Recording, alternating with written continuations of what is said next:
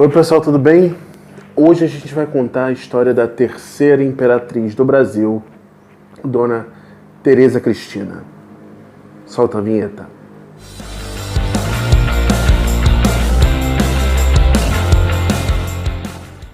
Teresa Cristina, Maria Josefa Gaspar, Baltazar Melchior, Januária Rosália, Lúcia Francisca de Pádua, Donata Bonosa, Andréia de Avelino, Rita, Liutgarda, Gertrude, Venância, Tádea, Espiridione, Roca, Matilde de Bourbon, duas Cecílias.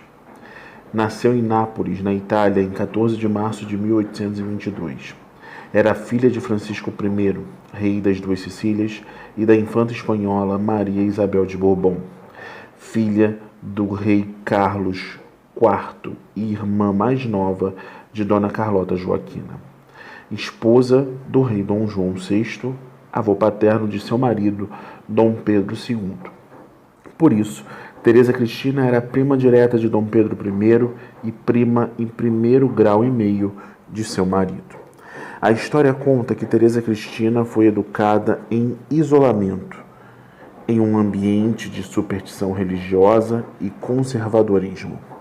Existem descrições sobre ela como alguém tímida e suave, mas alguns historiadores dão conta que ela tinha uma personalidade forte.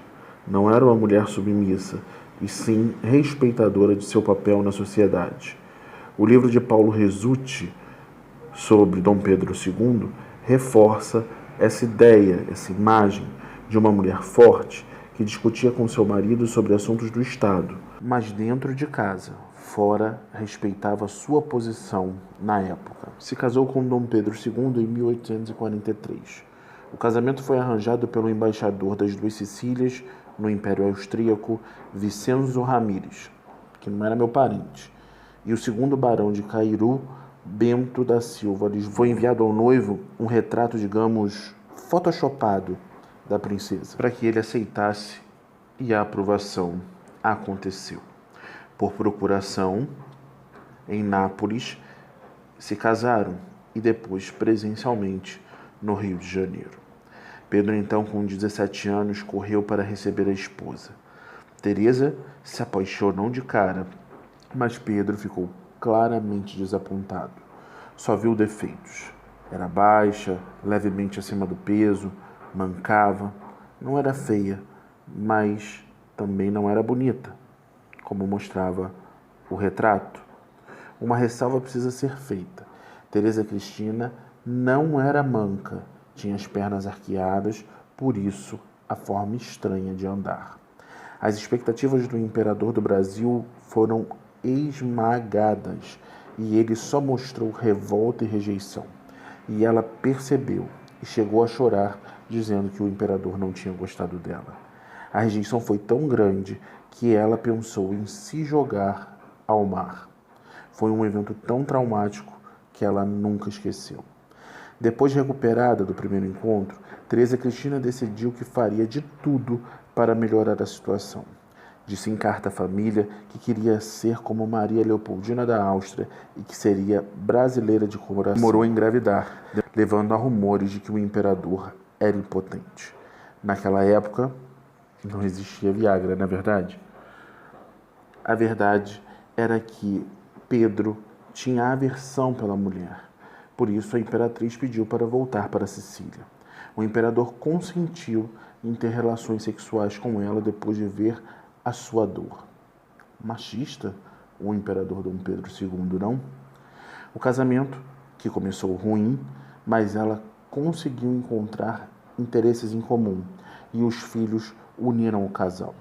Ela deu à luz a 4: Dom Afonso, Pedro em 1845, Dona Isabel em 1846, Dona Leopoldina em 1847 e Dom Pedro Afonso em 1848.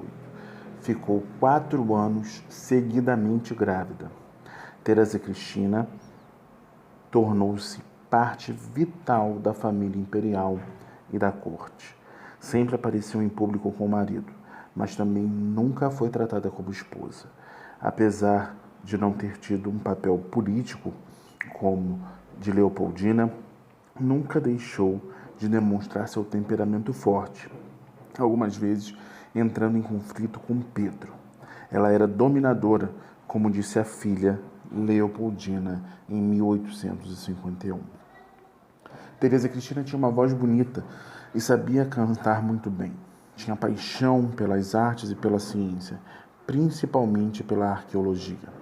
Importante notar que a Quinta da Boa Vista, Casa de Teresa, se tornou um dos maiores museus de história natural do mundo e contava, antes do incêndio, com várias coleções adquiridas pela imperatriz. É importante pontuar que a mãe dos brasileiros sofreu com a presença de Luísa Margarida de Barros Portugal, a condessa de Barral, que tinha toda a atenção do imperador e de suas filhas, e que a perda dos 2 filhos homens foi um duro golpe para o casal imperial. Outro golpe em Pedro e Teresa foi a morte da filha Leopoldina de febre tifoide em 1871, que já contamos aqui no canal. No dia 15 de novembro de 1889, quando o império foi deposto, o impacto na vida da imperatriz perdurou até o final dos seus dias. Dizem que ela ouviu de um oficial: "Resignação, minha senhora", ao que ela respondeu: "Sempre a tive. Mas como não chorar, tendo que deixar essa terra para sempre?"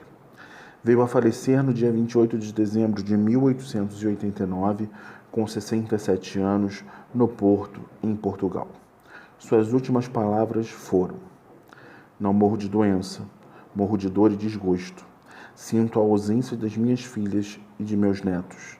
Não posso abençoar pela última vez o Brasil. Terra linda, não posso voltar lá." Gostou?